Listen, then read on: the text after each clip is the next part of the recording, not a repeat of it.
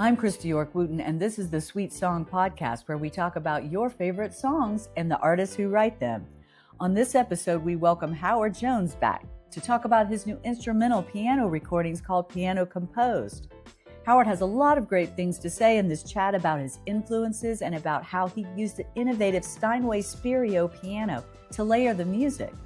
Unfortunately, we had a bit of a connection glitch on this one, so my apologies that my voice is not up to par. But Howard comes through brilliantly and sounds great, so please have a listen. Again, thank you for doing this. Great. Thank you very much. It's a great pleasure to be here speaking with you. Yep.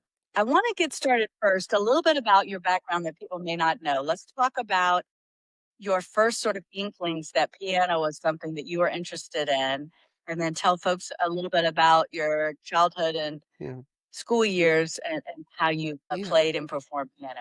Yeah, well, my parents both Welsh, and so, there's a lot of music runs through the Welsh people's blood. And my parents both sing. They wanted me to learn an instrument, and because it's traditional in Wales that when you go and visit relatives and that you perform a piece at the piano, or you sing, or you say some poetry or something. So they wanted me to learn the piano. So at the age of 7. That's what I did, and absolutely hated it at first because I just wanted to be out playing football and stuff. But they really encouraged me to stick at it, and I didn't like practicing much because didn't seem fun. And then I got to 9 years old, and I suddenly realized I could hear something on the radio and play the tune that I was hearing, and that was like this massive sort of moment for me where that was it. Now they couldn't keep me away from the piano. It was it became a complete obsession, and it just went from there, really. Talk about some of when you first learned of classical music and maybe some composers that influenced. Yeah, well, yeah, that's right. Well, we did the usual stuff, Bach and Beethoven and Chopin, and then I ended up getting all my grades on the piano and going to music college up in Manchester. And the things I really loved there was Bartok, which is very rhythmical and not very tuneful and very sort of dancey in a kind of East European way. And also the Impressionists, Debussy and Ravel and Brahms actually as well. I used to love playing Brahms. So this is going on. I'm playing all these things while I'm playing in rock and roll bands, around Manchester at the same time. So for me, being at music college was a way to get the chops up so I could be able to play anything and go on from there, because pop music and rock music was always my first absolute love. So when I first heard piano composed, one of the things that I thought, it made me long for days when I would literally listen to acoustic piano music a lot, whether it was classical composers or jazz composers, and how you develop a relationship with the instrument itself. Can you talk about that? How you probably first developed it with an acoustic piano made of wood, and then that moved into all kinds of electronics. Can you talk about that a little bit? Yeah. Well, with this specific album, it started off with me composing the pieces using samples like I would kind of do with my electronic music. I was playing the stuff in. Actually, I should go back because my friend BT really encouraged me to go to the piano every day and compose something and somehow, record it as a kind of... And although I didn't play something every day, I took that on board, and soon I had like these 10 pieces, which were done with, with Steinway samples. And what happened then was that I think it was Singapore, and we were doing some shows there, and I walked around the mall, and there was a Steinway showroom there, and I walked in, and the piano was playing itself, and I didn't know that Steinway did all that stuff, and that really got my interest. So I then tried really hard to connect with Steinway and asked everyone I knew, and sent emails and didn't get anywhere at all. But I kept going, and in the end met the manager here in London. And and he was great. He knew all my music, and he was familiar with what I'd done. And he said, yeah, come in, we'll set piano up for you. You can bring a computer in, and you can spend all day. doing experiments with the piano, which I leapt upon. I was so excited about that. Then the weird thing happened was my auntie passed away. My wonderful auntie Megan, who was a teacher, she left me a bunch of money, which meant that I could swap out my piano for the new Spirio. And so then I put all my program stuff, I ran that through the piano, and then realized I could add all kinds of extra things and do all kinds of tricks that I could do with my programming skills. So that's how it came about. One of the things that I wanted to ask you about is maintaining your humanity amongst electronic innovation. And one of my theories about you is that your lack of fear Mm, for new technologies mm. and innovations is actually the way you do maintain your humanity because you've like made a choice not to be afraid. That's my theory. Yeah. Yeah. I've always viewed technology as an opportunity to do something new and creative. And I've always carried the thought that, every piece of new technology has a dark side to it, and it also has a super creative side to it as well. So you have to make sure that you use it, in a well-intentioned way. I think of that as being like inventions like the telephone and and and sampling and all the things in music that we've had. But there's a way to use it that would be ripping off other people, for instance, or just breaking new boundaries and giving people a new experience with these creative tools. So that's the way I've always viewed it, and I try and stay on the good side of it. Yeah, well, I admire that in you, that you're just fearless with that. You always have been, with especially with new keyboards, and Yeah, I know you have your but yeah, all the ones, maybe some yeah, vintage ones yeah, from the 80s, 90s, never been yeah, afraid. yeah. Um, so wanna really nerd out on this record because I'd like to go track by track and talk about some of the things. Okay. I think it's interesting and you mentioned Bartok and then you mentioned Impressionism and Yeah, I see all those influences, but this is different than like your piano solo for friends. yeah, I feel this when I listened the first time, rhythmic is actually the word that yeah, I was mm, that really that's my first impression that everything was so yeah, rhythmic. And I love the titles of these because they do reflect the mm, times, even if mm, there aren't any lyrics to these. yeah, So I wanted to get your idea about the concept yeah, for the album and yeah, then kind of how you decided on some of these song titles to yeah, capture what you created. yeah. Well, it's the titles because I wasn't writing any lyrics for these pieces. Obviously, it was going to be an instrumental album, so I wanted to make the titles as my those statements are what I try and live by, like cherish life, um turning poison into medicine, the way you choose to see it. Yeah, I just wanted to name them with hopefully inspiring titles, and they don't really relate to the music because the music is just is beyond words, really. It's a feeling that you as the listener derive from it, and completely up to that person. I was just like enjoying creating something that made me feel stuff, but it's got no particular message within the music. It's not a narrative. It's just mood that I was in that day.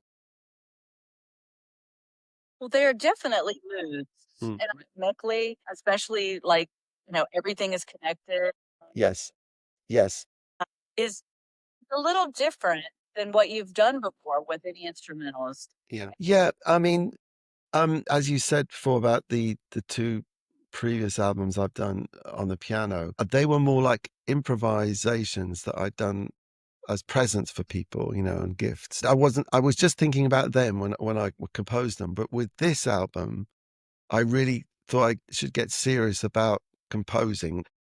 using the themes and developing the themes and having a good structure and having a good flow to it. And so there was like probably 1,000 times more thinking going on in these than those early pieces. And what the Spirio enabled me to do was, my initial pieces, I realized that with the Spirio, I could then add extra octaves and I could bring out internal parts and I could do things that you can't physically play to add. So it's like it's a combination of doing a bit of programming with it, but also keeping the initial,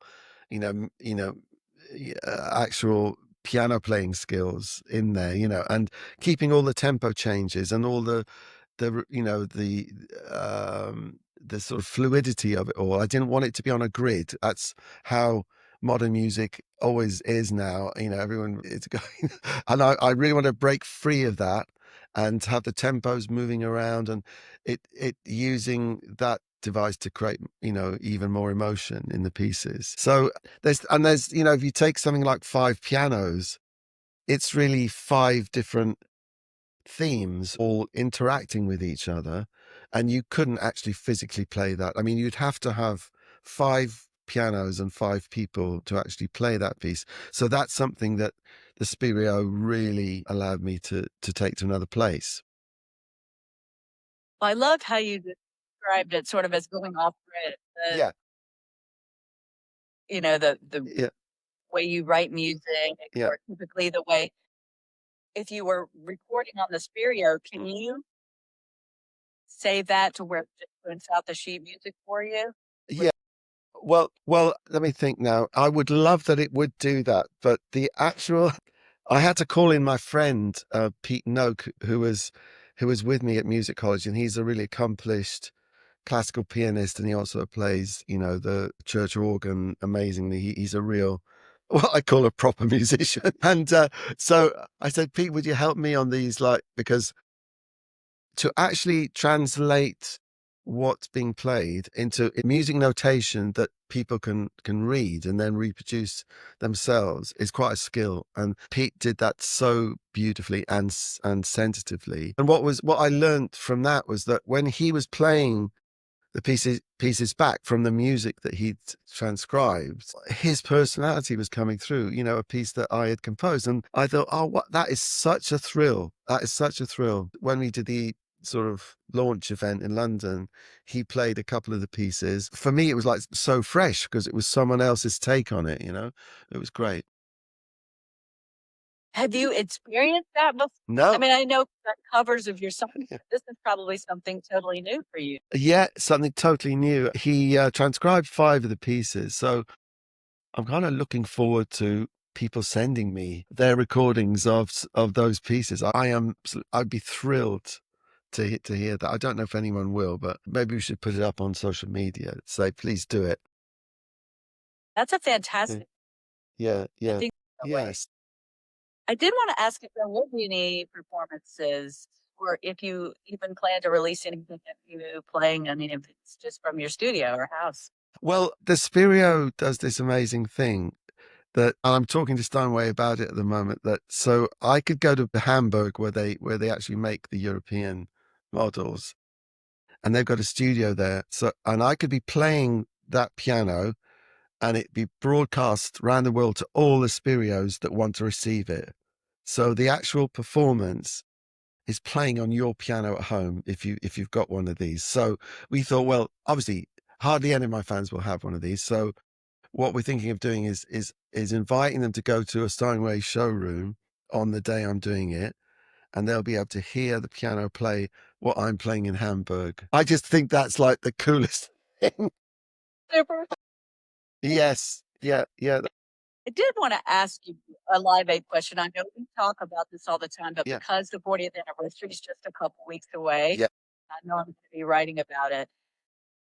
You were one of the few brave folks to play the acoustic piano on stage that day. In my opinion, one of the best performances of the day for sure. Did you want to reflect a little bit on that Mm, mm. day, maybe the performance, but also some of the 40th anniversary, what that means now, especially in light of the fact that the US and the UK Yeah. are kind of pulling back from foreign assistance and things that kind of got kickstarted by Live Aid. Yeah. Well, I mean, obviously the opportunity to well, actually I was very pushy with that. I really wanted to be part of it because I loved what Live Aid was all about. I loved the fact that Bob Geldof had got so angry that he turned his anger into something really positive to save people's lives. And it really pains me when there's criticism of, the lyrics of the song or, the whole thing. But I mean, it's not about that, is it? It's about the fact that lives were saved and are still being saved by the money that's raised through the whole Live Aid project. So that's the thing that means most to me I mean, I played hide and seek at the piano, and it's a thing I'll never ever forget in my life. It was a most amazing feeling of being supported by this huge population of people that was there, and also people on TV. And the stories that I've heard of people getting up early, to watch it all, and how much it affected them, and what an amazing thing to be part of. And I'm still very proud of that today. But the most important thing is that it did save lives, thousands and thousands of lives, and it kept on doing that. And it was about caring about people who are dying on the other side of the world. And I have a connection with the nurse who was actually responsible for that in Ethiopia, where she was having to decide which children could come in to be fed, and ones she thought that wouldn't make it, and she's a really good friend of mine, Claire Birchinger. And she hated the idea of a pop concert. What's that going to do? But actually now she realizes that actually it really did a lot of good and got people's attention for, hang on, it's like people aren't doing as well as we are. We need to help them. They're human beings. We've got to do that. I don't know that Live Aid itself could ever happen again, Mm, but the idea of music and empathy kind of mm, being together. I think people love music now. People will never stop loving music, especially live performance, yeah. being influenced by that. Mm, But so much of the music that's coming out is designed and built just to have streaming numbers, faceless mm, streaming numbers. If we base everything on that, I think we're going to lose that connection between music mm. and empathy that Live Aid couldn't have done anything without that empathy being connected. I mean, I think there's plenty of great things going on out there musically. If you look at the whole picture, and what I notice, and why I'm so keen to be touring all the time, is live shows now are one of those few times when loads of people get together to have one experience together, and to really celebrate not just the music but their friendship. And it's not like they're going to a football team match where they're supporting one team or the other. They're just supporting one team. It's a kind of unifying thing. And I think that live is more important than ever, and it is growing. So I think people are definitely realizing that experience is pretty special. It's community, isn't it? We're getting together, and I hope that continues. And the stuff that isn't doing that, will not do so well. Yeah, no, I agree with you. And I know we probably need to wrap up soon, but I just Yep. wanted to get a couple more questions in about the compositions on Piano Composed. I want you to explain kind of the difference between the Ivory and Yeah. the Spirio version. Yeah, sure. Well, the Ivory was my original compositions that I'd done using the samples. So it was playing the pieces into the computer and then editing it. And then I made a bunch of vinyl, and I thought that was going to be it. And then, of course, the Spirio came along, and then I was able to use all the program I'd done with that to play back through the Steinway, and then add more stuff to it and edit it even more, to forensically, so it really sounded exactly the way I could hear in my head. So that's the difference. So the CD is the actual acoustic piano playing the stuff back, and the vinyl version, which is the Ivory, is those original program pieces that are samples. Yeah. So one of the things that I noticed about the compositions was just the variety, not only of tempos and Yeah. chord progressions and everything, Mm. and even moods and styles, Mm. because you have jazz and blues chords and some, and then you have some sort of Rushi Sakamoto Mm. feel in a Mm. few of those. Mm. And then some are just there just for the blatant sort of timeless melodies that they have. Yeah. How important is melody when you're starting to Um, write those songs? yeah. I mean, I can't help but bring out melodies in pretty much every genre that I love, you know, and is expressed on this new album. I always think of it as like somebody singing a tune through it all, you know, and tunes and melodies are just so, it's my thing really. It really is. And so it's very, very important to me. And even with something like Five Pianos, which is the most sort of, you know, like Steve Reich type piece, all the melodies can stand on their own as tunes, you know, that you could sing. I don't seem to be able to avoid it. You know, okay, well, I absolutely, you know, Keith Emerson was my hero, and his piano playing was wonderful. Got me into people like Villa Lobos, and you know, great.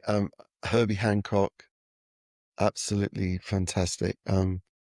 Billy Joel, I think, is a fabulous piano player. Diana Kroll, you know, she is just unbelievable. And then, you know, if you historically go back and listen to somebody like Gershwin actually playing the piano, that is an experience. I mean, his personality and the joy that you can see from his playing, you know, incredible.